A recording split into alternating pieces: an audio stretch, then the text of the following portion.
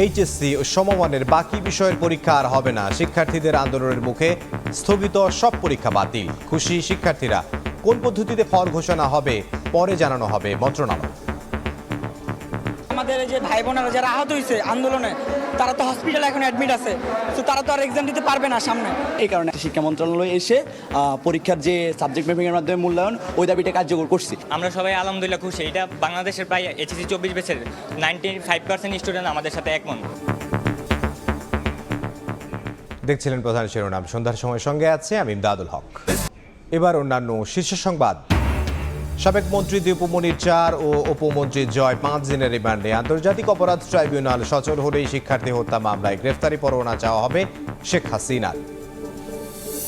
শেখ হাসিনাকে আশ্রয় দিয়ে গণতন্ত্রের প্রতিশ্রুতি ভেঙেছে ভারত। পালিয়ে গিয়েও বিপ্লব নস্যাতের ষড়যন্ত্র করেই যাচ্ছে। জিয়াউর রহমানের সমাধিতে ফুল দিয়ে মির্জা ফখরুল। এবং আর্থিক প্রতিষ্ঠান নয়, লুটপাটে জড়িতদের বিরুদ্ধে ব্যবস্থা নেওয়া হবে। ব্যবসায়ী নেতাদের সঙ্গে বৈঠকে ঘোষণা নতুন গভর্নরের। 6 মাসের মধ্যে মূল্যস্ফীতি কমানোয় জোর।